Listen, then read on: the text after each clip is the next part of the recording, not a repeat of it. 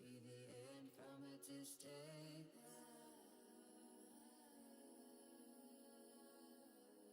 I've got a way of getting everything I want, what he needs from me. I can see the way he's watching. Pressure on my neck, rush of blood to the head. Oh, it's all been the same for me.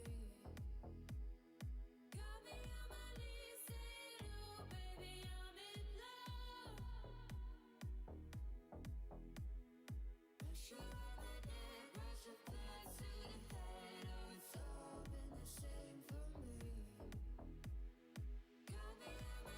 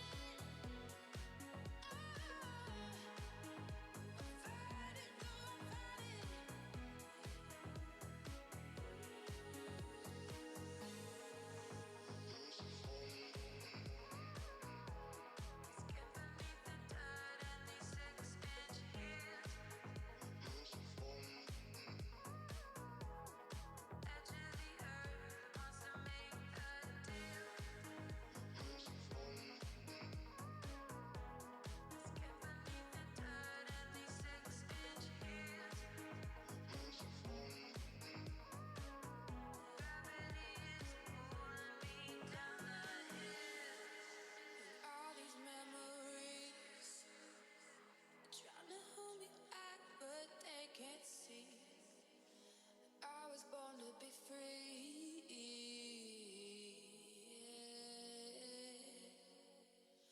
Oh, I can feel the skin beneath the dirt and these 6-inch heels. The edge of the earth wants to make a deal. Gravity is pulling me down the hills, and I fight it, oh, fight it. I'm lightning, oh, I'm lightning. I'm fighting, oh, I'm fighting.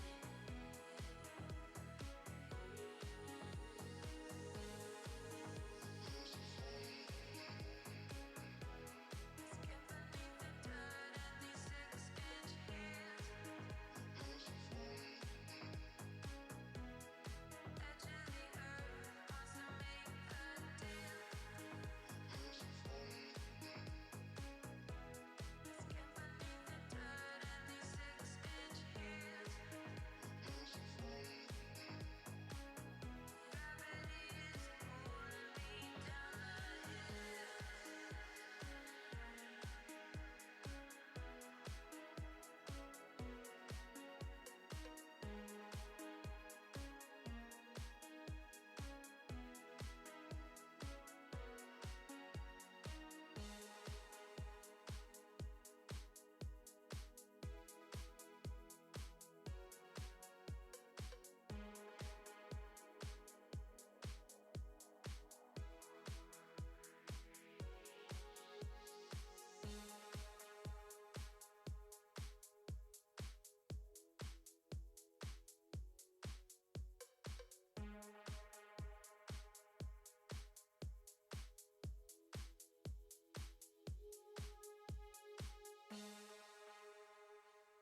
No, we don't really know where we're going, but we still wanna say you wanna find it. Say you're gonna treat, say you're gonna treat, say you're gonna treat me right. No, we don't really know where we're going, but we still wanna say you wanna find it. Say you're gonna treat me right. Say you're gonna treat, say you're gonna treat me right.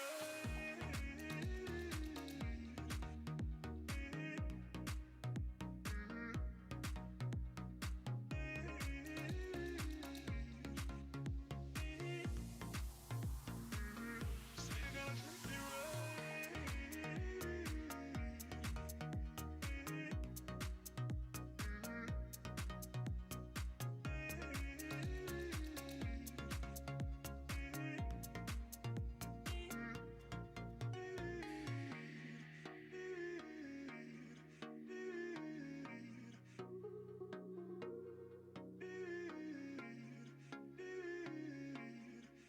Say you're gonna treat me right. No, we don't really know where we're going, but we still wanna say you wanna find it.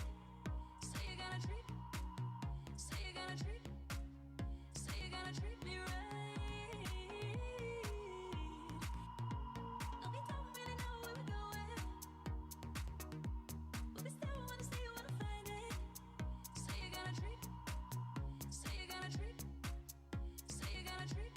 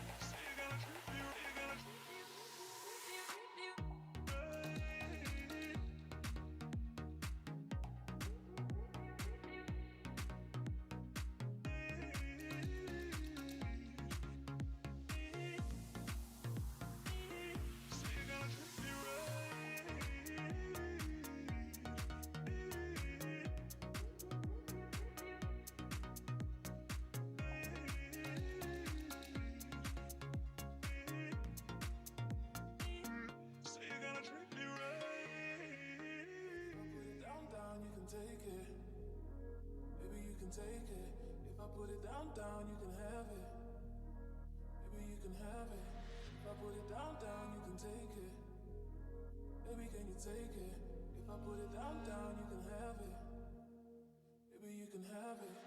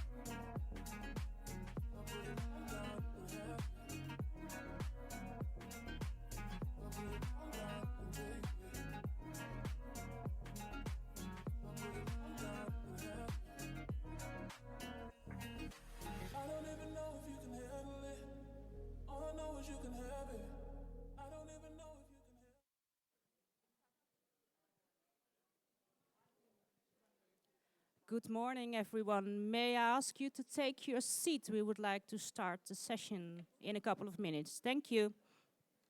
Perfect, thank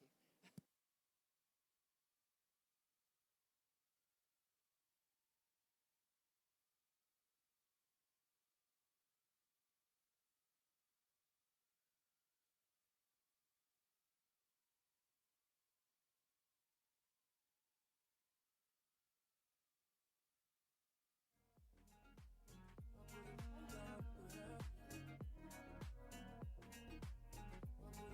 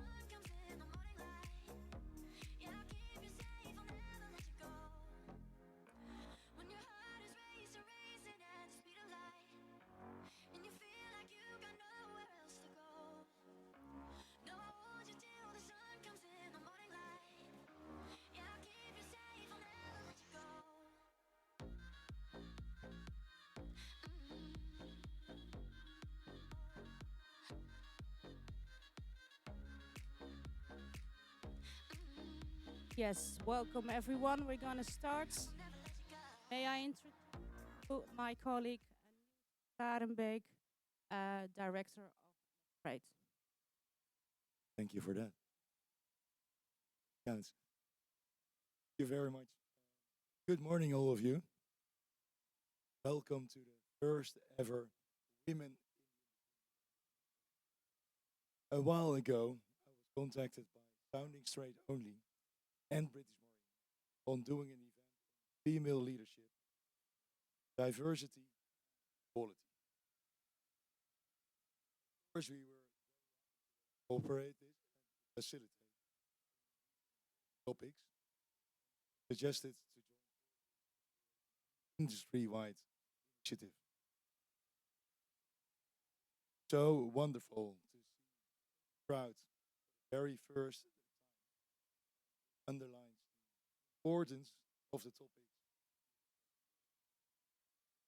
Please enjoy your time session. I'd like to introduce Leslie Robinson, Executive British Marine. Thank you, Niels. So, good morning, everybody, and welcome. Can I extend my welcome as well? It is fantastic to see so many people here this morning. So, I'm Chief Exec at British Marine, and we're the trade association looking after leisure marine in the UK with about 1,500 members. And we have a number of members here, both at METS in Pavilion in Hall 3 and also in the Super Yacht Pavilion this morning. So we also own and operate the Southampton Boat Show, and Women in Marine there has been a hugely popular and a really important part of our show for many years now. So we're really proud this morning to be partnering with Sounding Trades Only and with METSTRADE to produce the first ever women's event here at METSTRADE. And we really hope it's going to go forward and be bigger and better every year. Before I hand over the mic to Michelle, I just want to extend a special thank you actually this morning to two people. One of whom is Suzanne Blaustone, sitting in the audience here, Chief Exec at Barton Marine. Now, she's been a key planner and has actually been really part of the driving force behind this event this morning. And I just want to say thank you to her. And I also want to say thank you to Lindsay McClay as well from Marine Industry News, who's helped us advertise this event widely, which is what we needed to do.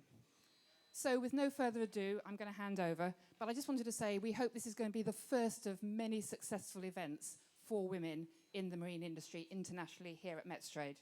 Because if we work together like this, we can make sure that the marine industry becomes more inclusive and diverse, which is our aim.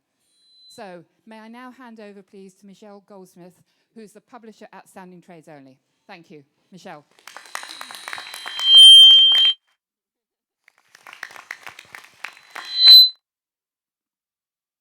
Thank you. I don't think my mic is working. Good morning.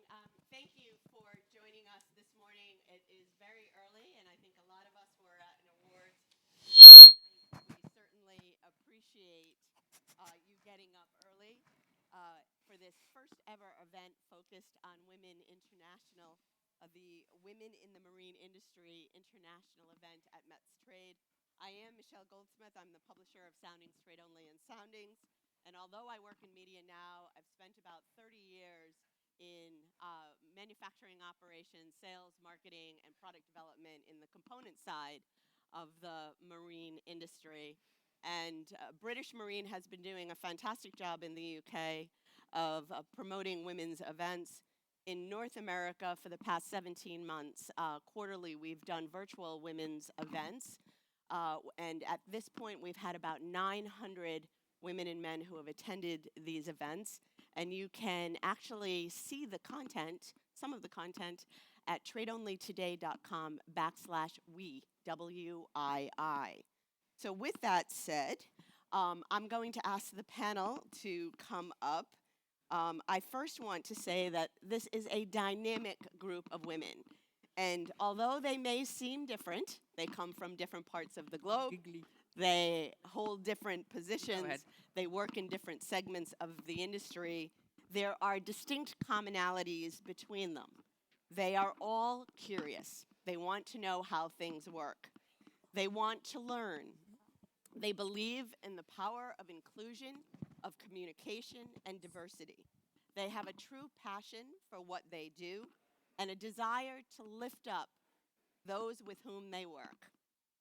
There is an African phrase that I love that I think sums it up amongst these women, and it's the word Ubuntu, which means I am because we are. And it is that attitude, that mentality, and that sense of leadership as stewardship that is common amongst all of these women. So without further ado, I'd like to invite Malin Schwartz, the Senior Vice President of Volvo Penta. Thank you. Nona Peterson, who is the General Manager of PropSpeed. Delphine Plains, who is the Vice President of Purchasing Group Beneteau, Boat Division. Barbara Amerio, who is the CEO of Pemare Group. And Leontine Moulin, who is the Franchise Development Manager, EMEA, at Freedom Boat Club. Ladies, please have a seat. So, I've had a chance to speak with all of the ladies, and we've exchanged some information, and we have some information to share with you this morning. And the way that we're going to start is I've asked them to share their career path so you can get a sense of their background and what advice or tips that they would give to our audience. So I'll start with you, Malin. You've had a long and varied career with Volvo Penta, and I love that you said to me, dare to speak up and know the business. Yes. But I would like to first say thank you so much for all the people coming here. It's fantastic to see lots of females and male. And thank you so much, Michelle, for inviting me here. Oh, and now applause for Yeah, that. I think so. Yeah, I have had a long career within Volvo. It's been both Volvo Cars and now recently Volvo Penta. And same as you, everything from product marketing to product management. Actually had the opportunity to introduce a V8 in an XC90 a long time ago to a new car management team, and then also lately brand communication and marketing. Always with focus on more of management or leadership, not always being the manager. When I was handling the commercial side of a new car, it was more than 35 people in the project. And no one were reporting to me, and I can say that takes a lot of practicing of leadership skills to get everyone to come on board. But it's been a fantastic career, and I'm a true Volvo fan. But if we come back to the advice as well, I think I have one that is maybe an old one, but I really like, and that choose your manager wisely. You know, choose a manager that wants you to grow for the one you are, you know, build on your strengths and support you in the way you do your career. That I think is an important one. And then you said it yourself, know the business. I mean, knowing the business, how the business works, and not only how it has been working, but also curious about what is coming around the corner, I think is key, you know. Yes, and you're always curious about that. Exactly, you know, base it around facts. And then, as you say, dare to speak up. I think sometimes we come into an industry and we just take for granted, since many have been there for a long time, they know everything. But sometimes you can come with a totally different angle. And if you know the business, then dare to speak up. And I would argue, like, if you are a female in a male-dominated industry, people know who you are. So try to take that, make an impact, make a difference, you know, based on facts. Dare to speak up. Don't just take for granted that everyone knows. Those would be my 3 advices. That's true. There are an army of men coming to visit them, and there's that one woman, and especially if you know your product and your company well, you will stand out. Yeah. That's great. Take the opportunity, make an impact. And Nona, on to you. You have been at PropSpeed since 2014, and I think you've had every role within PropSpeed. You call yourself a coatings nerd. So why don't you tell us about your experience and what advice that you'd give to our audience? Yeah. Oh, hello. Can you hear me? All right. Might have to project my voice. Sorry. Yeah. So tomorrow is actually my 8-year work anniversary with PropSpeed, and my entire career has been with this company, and I'm honestly so blessed to be working for a great company. As you said, Marlon, it's important to choose your manager, but also the business that you want to work for. So back in 2014, I was fresh out of university, had a brain full of ideas and didn't really know much about actually working in the workforce. So it was a massive learning curve for me, and I've loved every minute of it. When I started, there were three and a half of us working at PropSpeed, and today there's 32 of us around the world. So it's been a fantastic growth journey, and I've been very lucky.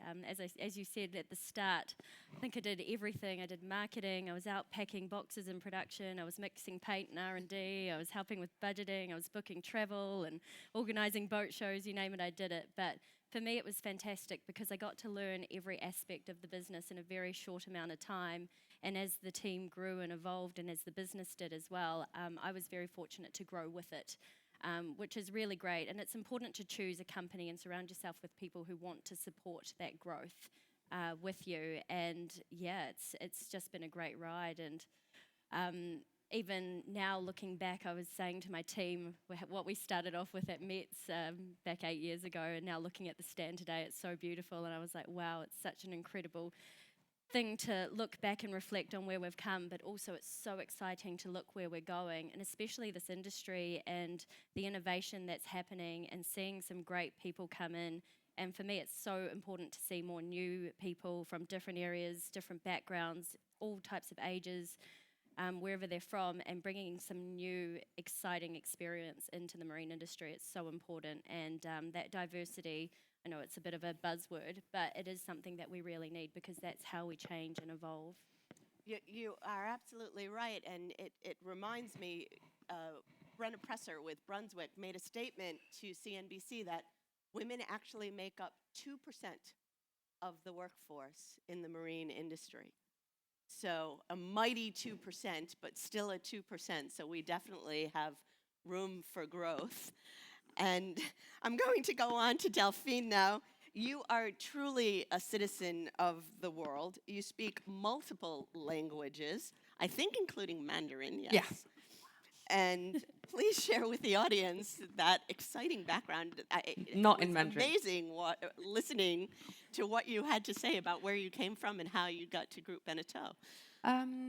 Well, I am a French national with a British upbringing, well-travelled. Started my career in the automotive and then home appliances, but always in industrial purchasing. Joined the marine industry over a decade ago within Groupe Beneteau. Didn't know the back from the front of a boat back then. Barely do now. a bit better, thankfully. And yeah, always been working in purchasing. Definitely a pure product of the world is my oyster generation. I was born in the 80s, early 80s, but still the 80s. And no, it's just been a great ride. This industry is fascinating because we operate worldwide. And if you come to think of it, what is it that we do? We bring people together on water. And yeah, I very much back up the comments that were made on choose the people you work with, choose the people you work for. Definitely very important because you can reproduce virtuous behavior. And talent brings out the best in you, that's for sure. So. Yes, and an environment where you can thrive. Absolutely, absolutely. There is definitely, I mean, look at that, so many men around the audience today. Only the best are here. Recognize a few of them. That's fantastic. And I'm going to go on to Barbara. And Barbara, I give you so much credit. You are so strong. You took the reins of a company in the midst of a global crisis, and you have built that business to such an incredible point from an ESG perspective, from the product perspective. And if you could share how you got to the point that you're at and what advice you'd give to our audience. Yes, thank you for the invitation. First, it's very important an event like this. I'm proud to be here because I think I'm a symbol of what can change in the industry. I have took the the power of the company in 29 when has exploded the crisis. So was not a good period, and but I'm courageous and I want also to make strong the team. And I have explained that when there are obstacles, you can find the force to go behind and proposing to invest in new product. This was an escape for the crisis. So all the money that we have put on one side has invested in a new project, and finally we have escaped the crisis and become stronger and stronger. Yes, we have. All the better for it, yes?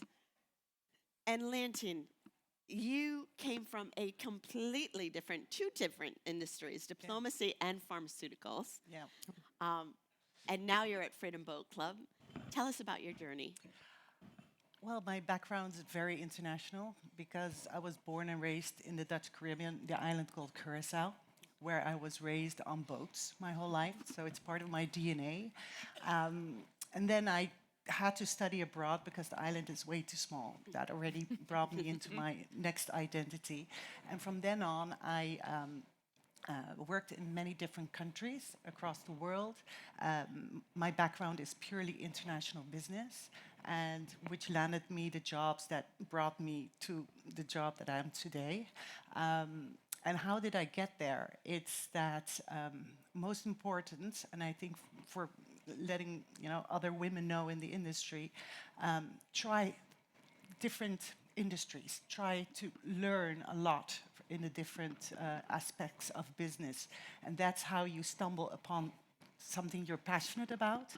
And but one thing kind of led me, working in the Ministry of Foreign Affairs, getting out of my comfort zone, and making sure that every time that you do such a different aspects of business, it's a big learning curve, and it brings you to the next level of, you're always looking at yourself, how can I get at that next level to succeed. So coming back to Europe, I was in the franchising development, working on really selling franchisees in the gym arena, until I stumbled on Brunswick that was looking for someone to help them expand the franchise for Freedom Boat Club here in Europe.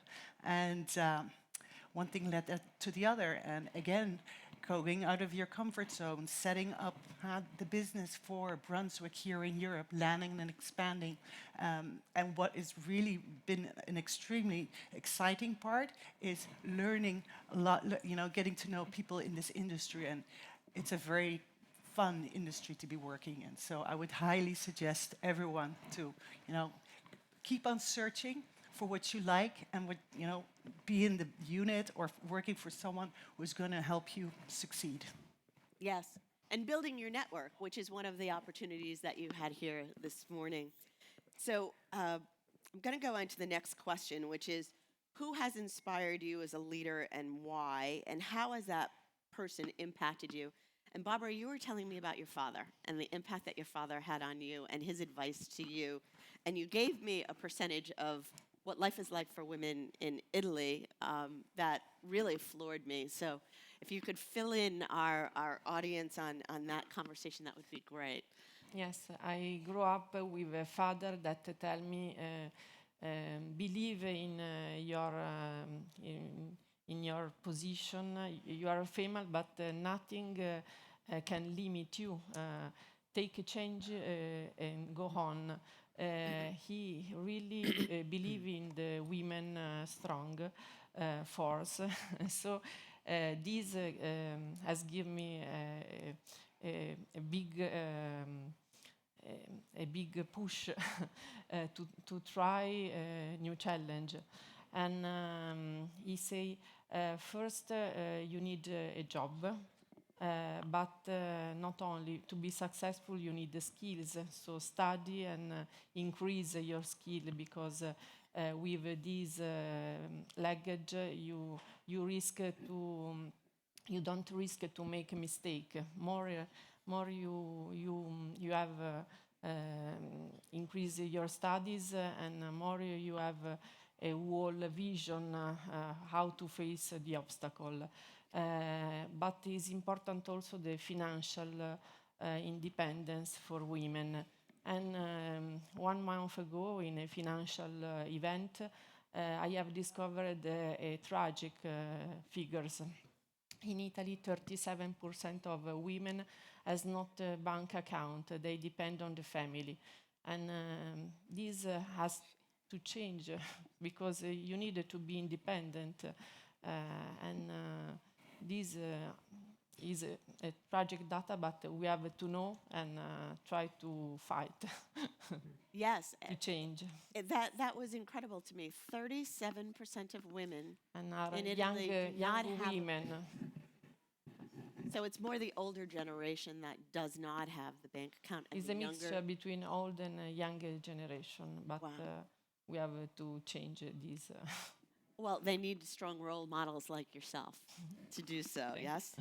And Mullen, you were telling me about an opportunity that you had in your early 30s in Volvo that really took you out of your comfort zone, and yet it propelled you forward in your career. Why don't you say a bit about that? Absolutely. I'm really happy to hear about you, Barbara. Role model, we like that. I think the manager I had then, or what's to become my manager actually, because he was a manager within Volvo that came to me. I was around 30. I came from the commercial side. And he approached me and he asked me if I wanted to come and work in his team together with the product managers. And I was looking at his team, and they were 55-ish, 60, 7 of them engineers. And I was thinking, why? Why do you want me in that team? And he said, well, we need someone who has a different thinking, has more of an outside-in, based decisions on customer facts, and has the guts and the drive to push that. You will learn everything about the products later. And I was like, yeah, why not? Curious person I am. And I mean, it could have been a success or failure depending on also how he acted, because he gave me freedom. He trusted me. He was super confident in what I was doing, never micromanaged, really allowing me to grow. Come with a lot of stupid questions, I guess I had now and then, but still. And it was so fantastic to see that it was a huge success. It made a big impact on my career. And I also learned also from him that that is the kind of leader I want to be. I want to have different perspective. It's good. Sometimes it takes a bit longer, but it's so nice, you know, when 1 + 1 = 3, and not just doing the same thing as you've always done. So he inspired me a lot, and he also, you know, made me take a big step in my career. That's fantastic. I had a similar situation. I was the first woman to be asked to be on the ABYC, American Boat and Yacht Council, technical board. I am an ABYC certified electrician, or was. And when I walked in, it was mainly men in their 60s, some with their oxygen tanks. And I was the only piece of estrogen in the room. But it was a great way to gain credibility and to learn and to build a network of men who were extremely supportive as I moved through the rest of my career. So I'm going to go to the next question, which is, what is the greatest business challenge that you've encountered, championed, and conquered? And how did you do it, and what lessons did you learn? And I'm going to go to you, Leontien, because the answers that we all discussed had a lot to do with COVID and with the financial crisis in 2008, but you had a very different set of circumstances that you were dealing with, where you were closing offices in diplomacy in New Zealand. Yeah. So tell the audience a bit about what you went through. Yeah, that was a big decision by the Ministry of Foreign Affairs to close many of the offices where the Dutch in New Zealand, which was about 250,000 Dutch living there, were not able to just go to an office nearby and request a pass or an identity card, which is basically your life. Huh? So when they heard that they were going to close down many of those offices and they would have to travel and spend money, obviously this brought in many complaints back to the Netherlands here. And how did we resolve that? It was the most important thing to do is to get into the field and go to all these remote areas in New Zealand and really speak face to face, consult with them, make sure that they felt at ease, that you are communicating the new services and new processes in place.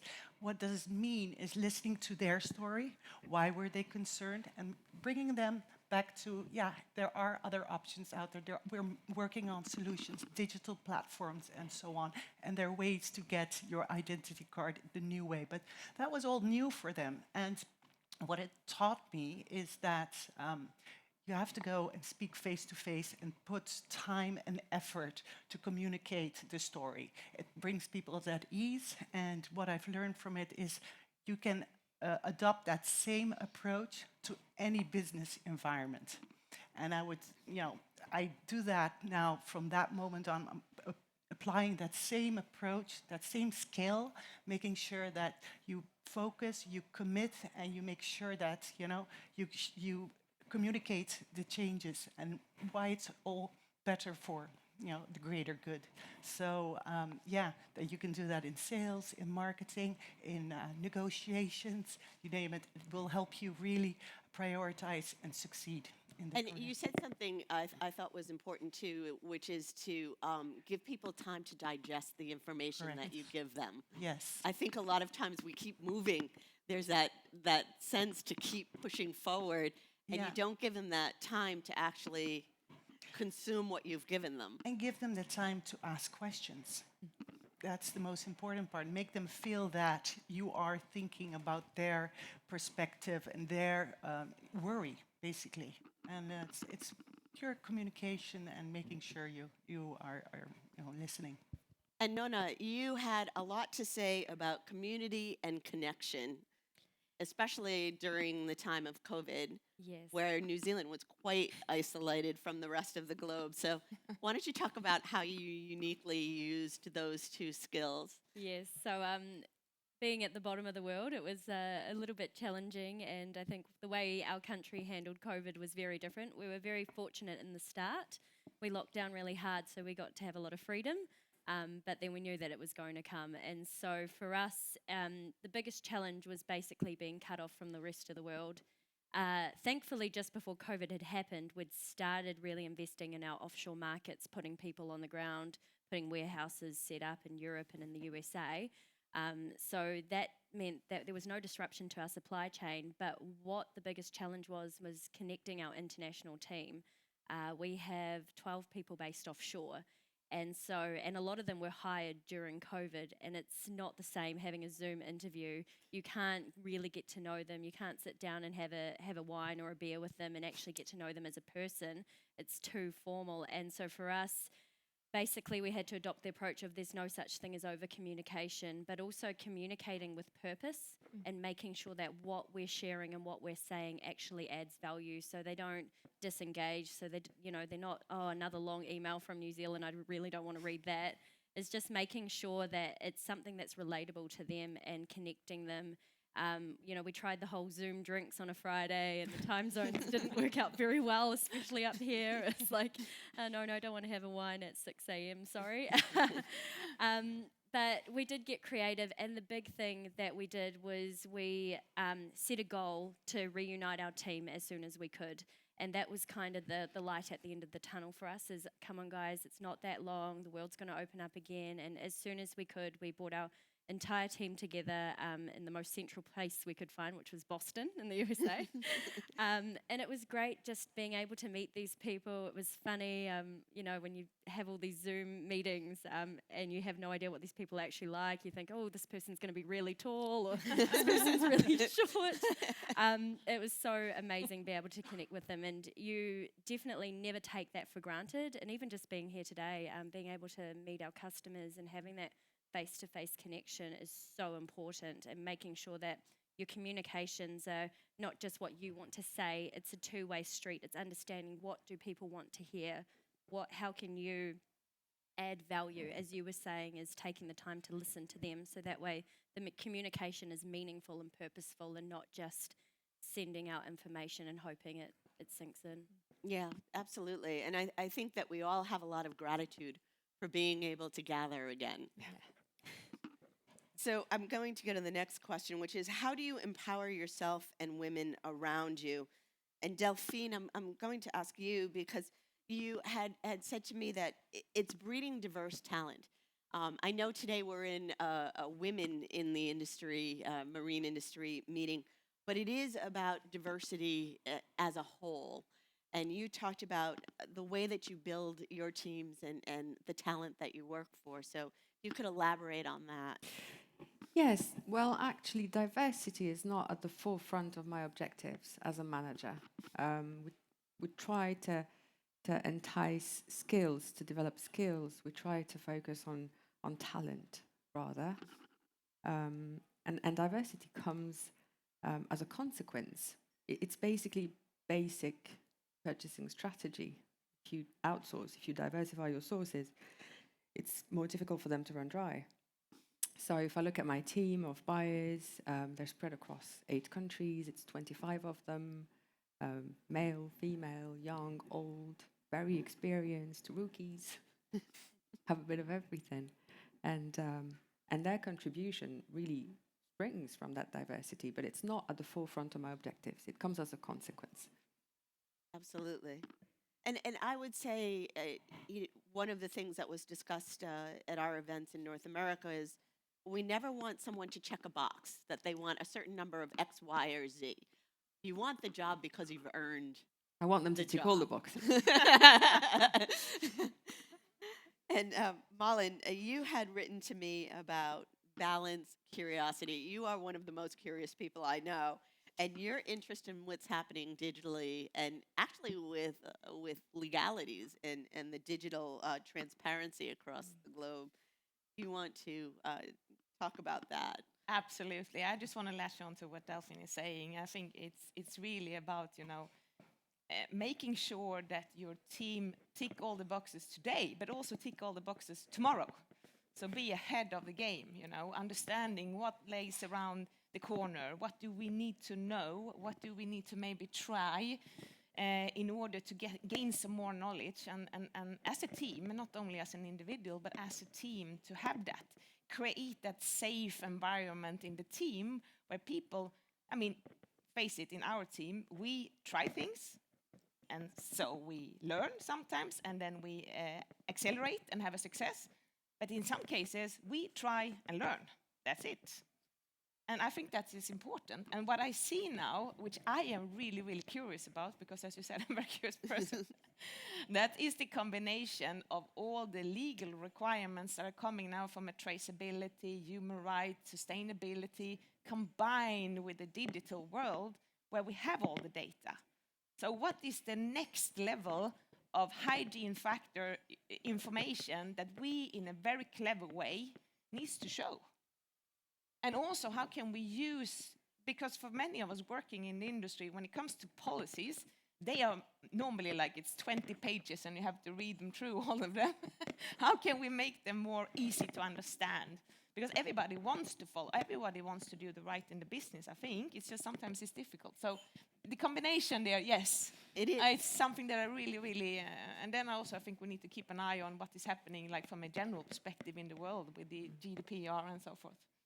Exactly. And a way that we can all globally work together and Yes. thrive, but within those constraints as well. But it's always for the good, it's for the good business, the ethical business that we all want to run. So this is why I think it's fun. So. Absolutely. And Barbara, I think you had something really lovely to say about providing the flexibility for a diverse workforce and making it viable for them. Yes, my question is how to help women with families to work with us. So I think the flexibility is one way. So we use flexible hours, and also all the people who work are has different roles. So if someone has absent, other one can cover the role.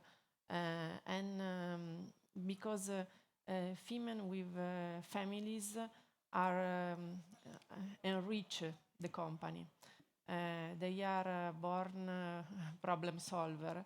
They are really motivated, and is a period of the life where family is on their shoulder.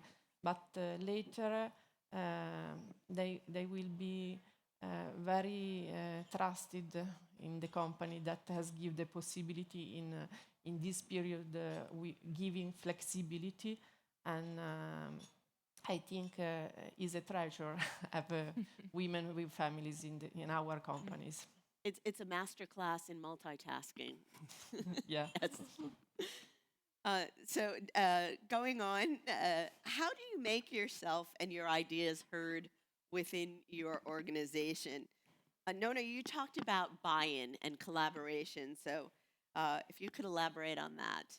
Yeah, so if I have an idea or I see an opportunity to develop or make something better, I'm very collaborative. I love working with different people so I can understand their perspectives. So that way it's not just a tunnel vision approach, it's how can I look at the bigger picture. And so what I tend to do is I'll go and talk to and work with different people, different stakeholders, sometimes internal, sometimes external, depending on what it is that I'm working on. And I'll gather that information and pull it together and work with them to come up with a great solution. So then you've got their buy-in because they're already sold. They're like, oh yeah, this actually sounds like a great idea. I've had some involvement with it. I've shaped it in some way.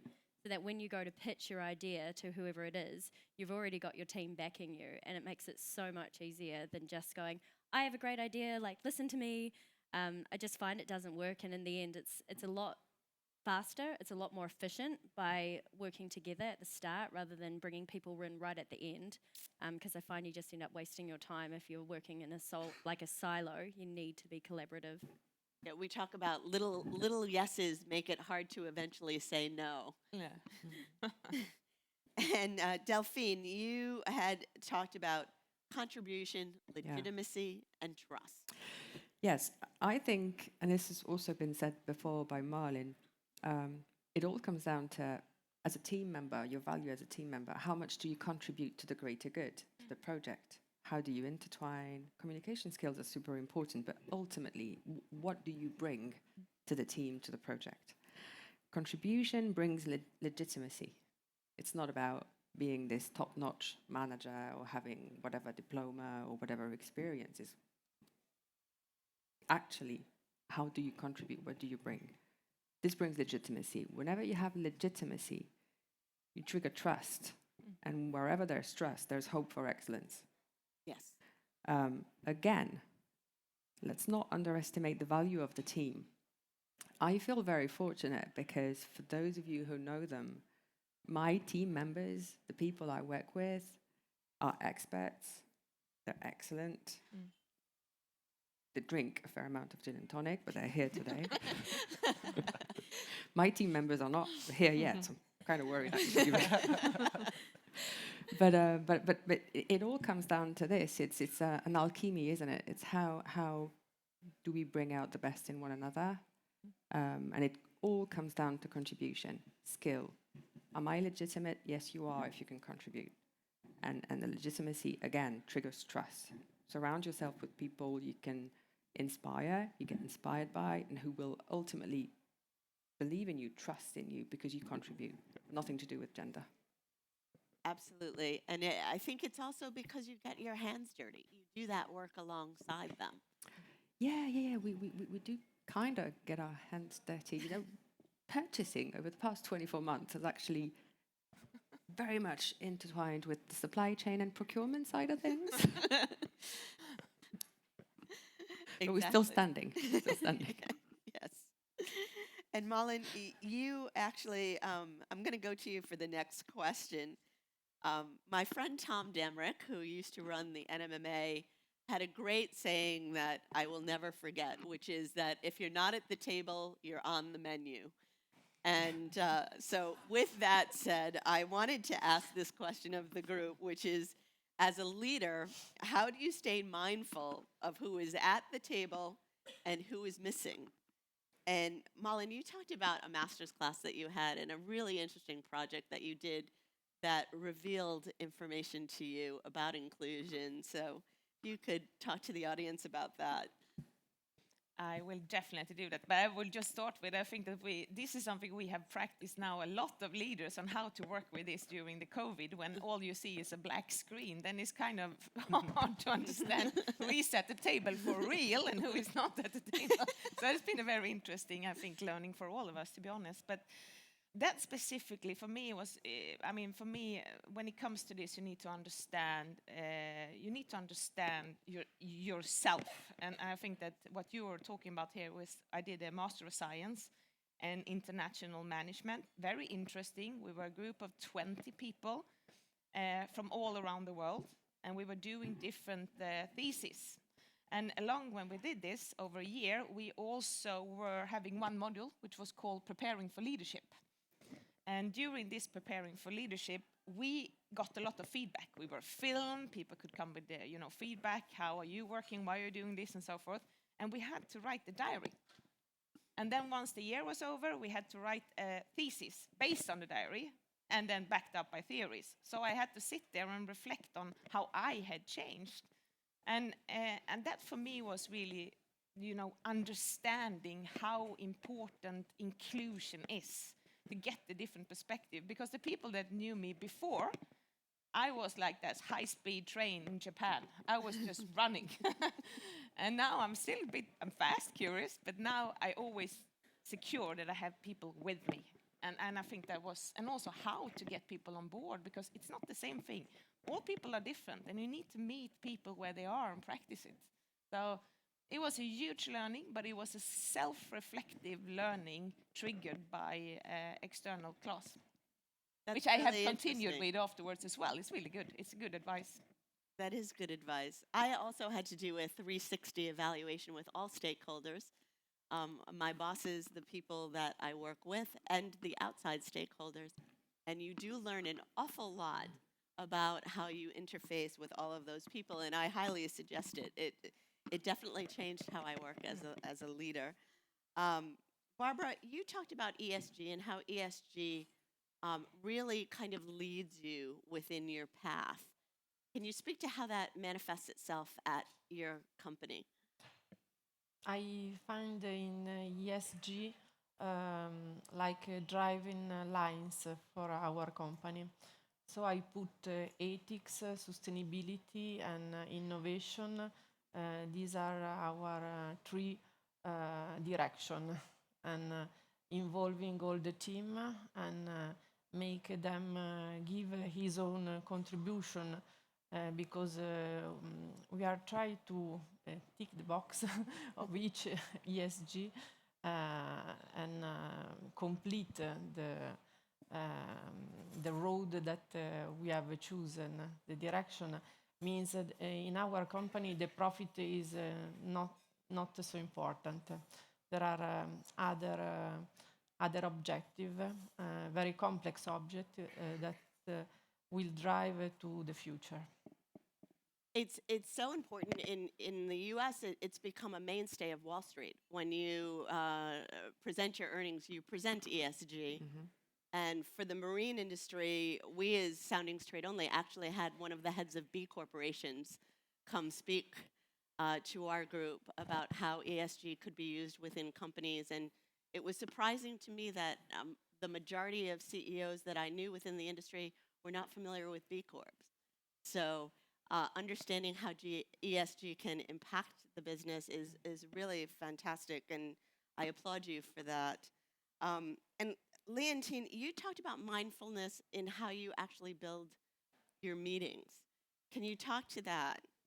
Yeah, when the core of building meetings is really ensuring that we're talking all about it, being inclusive for sure, and but also the size and the knowledge that they're bringing to the table, their network that they're bringing to the table, their backgrounds being diverse. It's also going to influence the outcome. So those are very key for the success of in the best interest of the organization. So you really have to think it through before you pick the people on your team, and ensure you empower them to do the work, and that they get the freedom and that you're not micromanaging. I think that's very important, because then they grow, they become more confident bringing their ideas to the table. And I always say, every idea is a good idea, because we can learn from it and test it and see if it's something valuable to the company or if it's not. So really picking and then all the meetings always have different, objectives. So you need other people at the table to achieve those objectives. So that's how I mix and match and make sure that we get the best outcome from those meetings. Thank you for that. And I'm going to go to Nona first on this, but how do you manage resistance or obstacles in your path? You said something unique about looking at obstacles as opportunities. Yeah, absolutely. So I think when I was younger, I used to think of obstacles as like very offensive, like, oh no, they don't like me, or I took it personally. And now what I've learned is you need to step back and look at the bigger picture, get into the helicopter and understand why. Famous Simon Sinek quote is start with why. And I apply that to everything with my marketing brain is why. Why am I facing these obstacles? And where's the opportunity in there to grow or develop or do better? And so I always step back and I look at the bigger picture and understand, why is someone saying no to me? Or why is this not working? Or why is there resistance?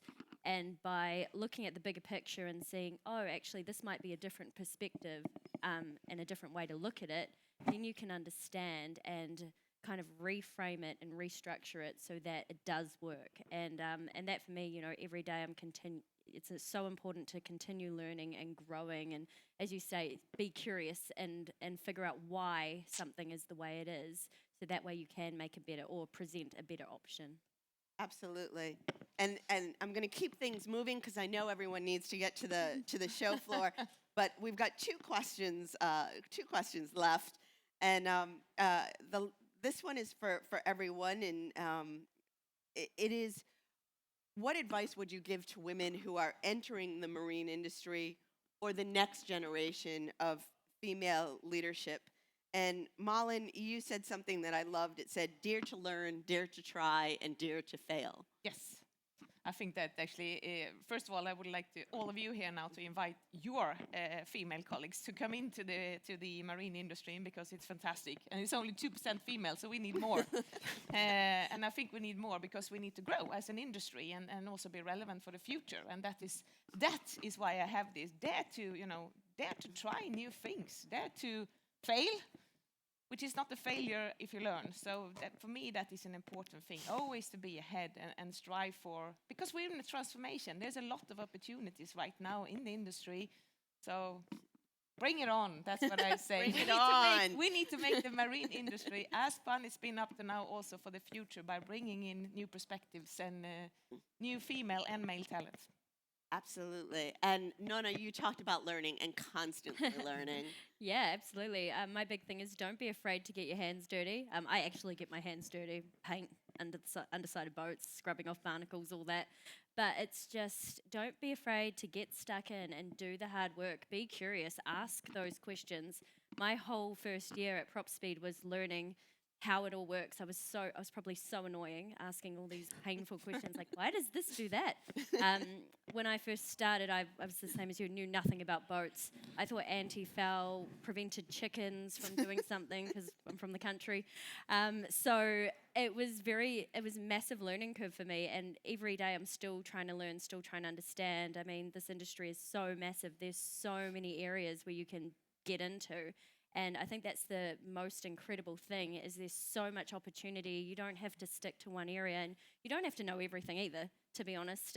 You know, it's one of those things. You don't have to be an expert in certain things, but if you find something that you genuinely enjoy and are passionate about, then run with it. It's a fantastic industry to work in, and we get to go to some pretty cool places as well, I have to admit. That's what I tell all my friends, you know, is there's nothing wrong with joining the marine industry. You don't need to know anything about boats to get stuck in. There's some fantastic people who want to help support you on your journey. So really what it is you get out of it what you put in, and that's the essence of Absolutely. it. Absolutely. And Delphine, you said no room for criticism. It's all about the work. Yeah, it's all about the work. If you put in the work and you're curious and you're willing to learn and you contribute and you're competent, there's definitely going to be room for you. You won't even have to make it for yourself because people will come towards you and the opportunities will flow in. And again, we're not exactly the first ladies here taking those steps forward. I work for a company who has for decades been managed by the first lady boss ever. I don't know if any of you have ever had the chance to intertwine or meet with Madame Roux, but she's still, to this day and age, very much here and very much present, and she has this amazing energy, and she's done it, and she's paved the way for all of us. So we owe it to ourselves and, you know. To pay it forward. Yeah, absolutely. Absolutely. And Barbara, you have some really positive role models that have inspired you. And if you said no limits. No limits. My role model, each one can have the best one. I have an astronaut, Samantha Cristoforetti. Yeah. She has gone in the space, so why don't choose yachting as your work? But also before Margarita Hack, she's very unusual astrophysics, so as a show how to face with STEAM studies, but in a different way. So just put also rebellion as Yes. a small attitude and change vision because we have to be unique. So you can put your unicity in your work. Absolutely. And I think it's the stories that we say in our head. And if the story in your head is that there's no limits, then it's that push to go forward and be outside of the comfort zone. So Leontine, you also talked about trying different aspects similar to what Nona had said. Yeah, it's definitely trying out different areas of the business, but understanding that the marine industry is very big. So if you have an engineering background, if you're in law, if you are in operations, if you're in supply chain, it's all there. And go out there and research about the industries and what do they have to offer and knock on the doors, talk to HR once in a while, ask questions. How do I fit in this organization? I think a lot of women, when you think of the marine industry, you think of men behind a steering wheel of a vessel, and you don't think that, but you can be on the steering wheel of that vessel as well. Well, so, and 35% of members in Freedom Boat Club yes, are women. So they're- they are behind the wheel of that vessel. Exactly. We've broken down some of the big barriers in the industry that we have 35% of our members. We have 80,000 members worldwide of the Freedom Boat Club, and 35 are women now taking boats on the water every day. Yes, So, and actually within Brunswick, 50% of Mercury's manufacturing floor is female. yes, concept. yes, So, yes. We really prioritize getting women into the industry because, in any industry, everybody brings something exciting to the table that we can all learn of, and it's not gender related. yeah, So- absolutely. And I would say it's also about building your network. There are amazing women within this industry and men who are really supportive. We did a mentoring program in May, a virtual mentoring program, and I sat and got buy-in on the idea from my two mentors, who are legendary men within this industry. And they said, what about us? Look at your mentors. Are they female? You have to include us. And we had a mix of both men and women that were leaders that you could have a 30-minute virtual session with, which will be repeated this spring.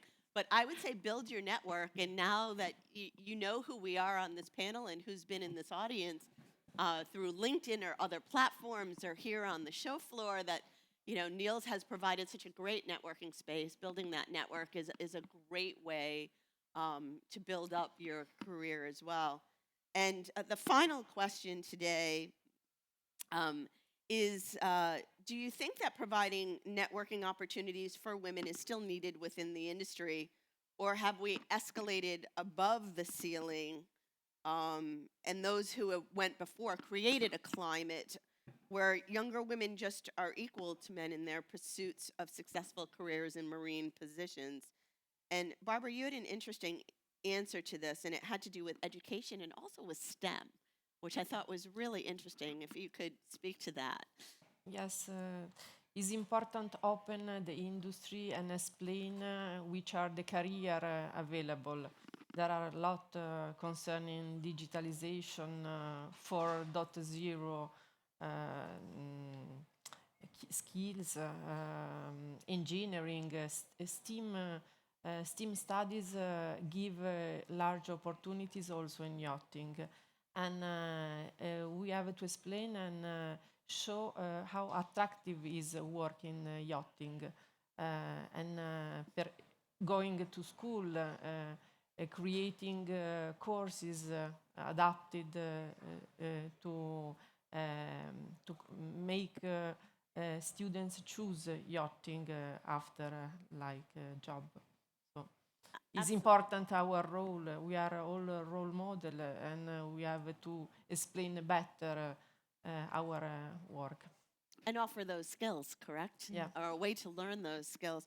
And Nona, you had some thoughts on what's being done today and what could be done in the future, if you want to speak to that. Yeah, absolutely. One, I think this is fantastic. It is so cool to see, just looking out at you all, seeing so many women, but also the men. Thank you, men, for turning up, because you're part of it, helping us make this more inclusive and making it better. And for Only me, the best are here. only the best. Only the best. But yeah, I think, it would be lovely to be in a place where we wouldn't have to do this, but the reality is we do. I mean, in New Zealand, we're the first government to have 50% women and men in Parliament, and there's still a long way to go. So for me, it's the more the better. Is how can we connect more? How can we network more? It's how can we have meaningful conversations and support each other and lean on each other. And it's great that this is here and a great forum for us to start. But I'd love to see more and more of it, because this is the big part. This is one of the things I love about this industry, is meeting interesting, fascinating people that are doing brilliant things. And if you can connect with them and share and inspire each other, then why not? That's so fun, and that's what really drives me and what I'm passionate about. And I hope that's what other people about is, it's the human experience of connecting and sharing great experiences. Absolutely. And I would say to you, we started our events in North America. It was just supposed to be two groups of women that we had dinner together. And before we knew it, there were 400 women at the first session. And what we learned from that was that there is this desire for community. And there is desire for a safe place to ask questions. And I think seeking out other women helps with that. And these types of events provide that sense of community. And Delphine, I'm going to give the final word to you, because you were talking about Sheryl Sandberg and about Madame Rue. And if you want to speak to those women and what you have to say about providing these kinds of events. There's no obstacle. It's all about opportunities, always, always. And if they're not making any room for you, then go seek it elsewhere, because you definitely deserve to be where you're at. And it's all about development and growing and contributing. And go for it. Lean in. Lean in. If you've not read the book, read it. Well, I want to thank all of you for joining us. A special thank you to METSTRADE, to Niels, and especially to Patricia Becker. Where are you in your beautiful purple suit, Patricia Becker? She was instrumental in making this happen for us. A big thank you to Leslie Robinson and Terry and Emma and the team at British Marine. Thank you to Susan Blaustone and Barton Marine for their support, and to Lindsay and the team at Marine Industry News. I would like to thank all of the panelists, and most of all, thank all of you, and wish you a wonderful show. Do we have a little bit of time for questions? We have microphones, so if you have questions for any of the panelists, please raise your hand. There's No. one. Yeah, there's one. There we go. Have any of you ever experienced a gender-based roadblock, and how did you deal with that? That's not even an option. Smash it. I would say to you that things will always be said, and what you have control over is how you react to it. Exactly. And what I've found, in my experience, works best is humor and grace. Because we are ultimately superior.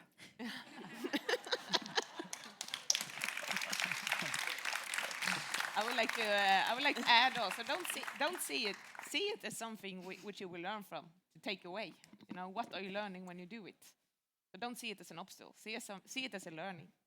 Gives you a more positive attitude to it. And as you say, smash it. Anyone else? Yes. Hi, good morning. Hi. Yeah. So it's more just as a comment. I'm from Colombia. I started in the industry probably 4 years ago. And I have to say it's very inspiring to see so many different women, different nationalities, and see how inclusive we can make this. It's not just talking and saying, it's really doing it, and it's really opening the doors. Coming from a third world country, it's not as easy as could be for people from Europe or the UK. So seeing that everyone is really on the same page about collaboration and about saying, like, let's try to hold hands and to really push one to another, because even women between women are very, very harsh to each other. So it's knowing that it's a hard industry, but it's not impossible to make it happen, and it's not impossible to grow, and it's not impossible to really make a difference. So thank you very much for this event, because we have been here with my colleagues for the whole week, and it's the first time that I'm hearing talking about inclusion from women and not from a panel full of guys just saying it. So thank you very, very much. Thank you. And I think that's a perfect way for us to end, and we are just about on time. Thank you all for joining us, and have a wonderful show. And thank you to you, Thank Michelle. you, Michelle. Invite. Thank you. Hooray, Michelle. That's it.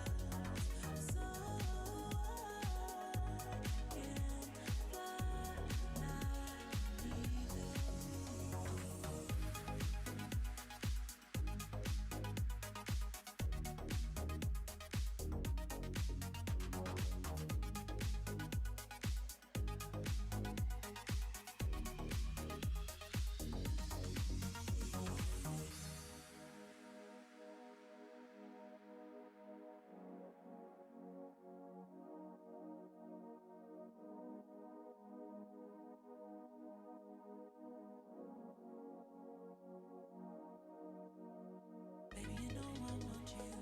Baby, you know I've got you.